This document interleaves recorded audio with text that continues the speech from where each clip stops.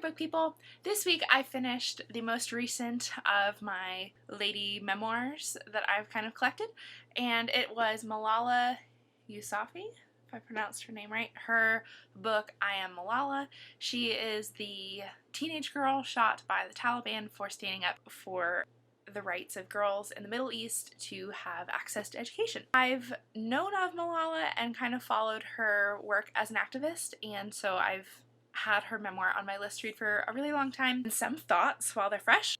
It was a really quick, digestible read, but there was quite a lot of meat in it. And what I wasn't expecting was for her own autobiography or memoir, however you want to group it. It was so much more of a history book than about her own experiences. So obviously it was prompted by her experience of being attacked by the Taliban, but she begins with the anecdote of that day and then kind of starts at the very beginning and gives a complete history of the conflict in the Middle East, basically explaining religious history of Pakistan and her region Swat in the mountains, and gives really good details to explain how the Taliban rose to power in her country, how they perverted Islam as a religion to manipulate the village people, essentially, fit their own agendas.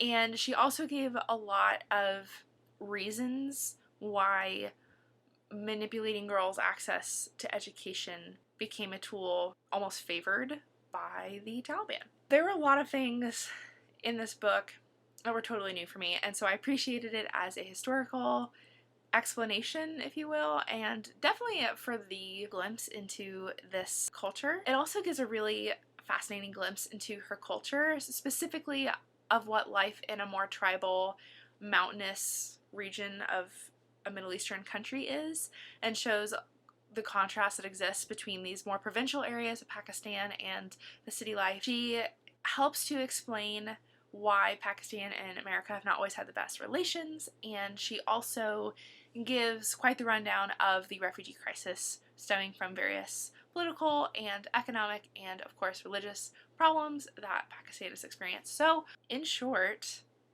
I learned a whole lot, and since it is mostly new information to me, I don't have like a whole lot to add except that I would recommend this book. It was fairly different from these other memoirs I have been reading because, one, she's so young and has had such a hard life, and like I said, it's more of a history book almost, or a current events book, than a personal story. Another quick thought, I know a lot of people sometimes get up in arms about ghostwriters and their role in shaping these works, but I do believe as a reader that I was reading Malala's own words and her own understanding of her own life events.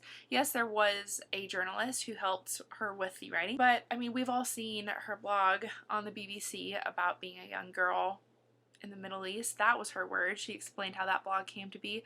So I am more than inclined to accept this book as face value. If you have any reasons why maybe that's not the best strategy to take as a critical reader, go ahead and tell me, but otherwise I'd say I have no problems with a second writer being involved in this project. I definitely would recommend this book. Since I have been reading so many memoirs and other works of nonfiction, which I love, there's no problem with that, I'm ready to switch it up a bit, and I've been asking around for fiction recommendations from friends. Hopefully this summer, not that I will be off this summer, but hopefully this summer I will tackle some fiction. If you read Malala's book, I would love to hear what you thought. Until next time, happy reading!